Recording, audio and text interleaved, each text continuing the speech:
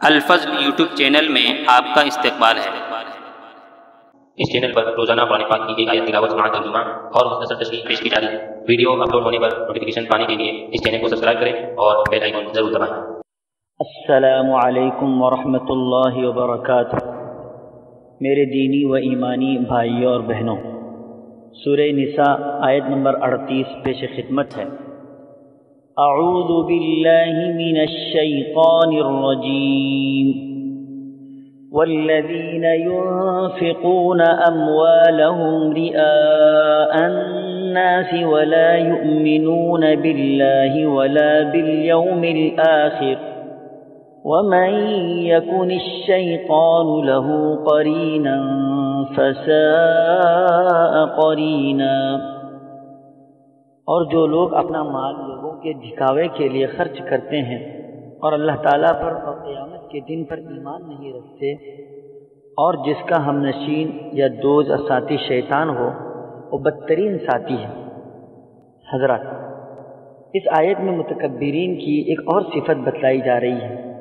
یہ لوگ اللہ کے راستے میں خود بھی خرچ نہیں کرتے اور دوسروں کو بھی بخل کی ترغیب دیتے ہیں، البتہ خرچ کرتے ہیں تو لوگوں کو دکھانے کے لیے، ان کی واہ کے لیے، ریاکاری اور نام و نمود و نمائش کے لیے کرتے ہیں۔ یہ دونوں باتیں اللہ کو سخت ناپسند ہیں، اور ان کی مذمت کے لیے یہی بات کافی ہے کہ یہاں قرآن کریم میں ان دونوں باتوں کو کافروں کا شیوا اور ان کا وتیرہ بتایا گیا ہے۔ جو اللہ پر اور آخرت کے دن پر ایمان نہیں رکھتے، وہ شیطان کے دوست اور ان کے ساتھی ہیں۔ اس سے معلوم ہوا کہ جس طرح حقوق واجبہ میں کوتاہی کرنا، بخل کرنا معیوب ہے، اسی طرح لوگوں کو دکھانے کے لیے اور بے مقصد مصارف میں خرچ کرنا بھی بہت برا ہے۔ ان کا یہ عمل اللہ کے نزدیک قابل قبول بھی نہیں ہوگا، اور حدیث میں اسے شرک بھی کہا گیا ہے۔ ایک جگہ حضرت صلی اللہ تعالیٰ علیہ وسلم نے فرمایا، اللہ تعالیٰ فرماتے ہیں، میں شرک سے بالکل بے نیاز ہوں۔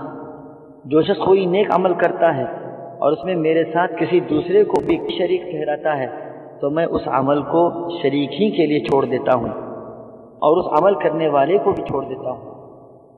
اسی طرح اللہ کے نبی صلی اللہ تعالیٰ علیہ وسلم نے فرمایا، جس نے نماز پڑھی دکھانے کے لیے تو اس نے شرک کیا، جس نے روزہ رکھا دکھانے کے لیے تو اس نے شرک کیا، اور جس نے کوئی صدقہ دیا دکھانے کے لیے تو اس نے شرک کیا۔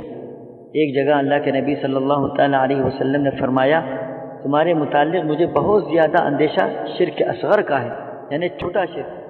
صحابہ نے پوچھا، شرک اصغر کیا ہے؟ آپ نے فرمایا، ریا۔ بہرحال ریاکاری کے ساتھ کیے ہوئے عمل کی بڑی سخت وعید سنائی گئی ہے۔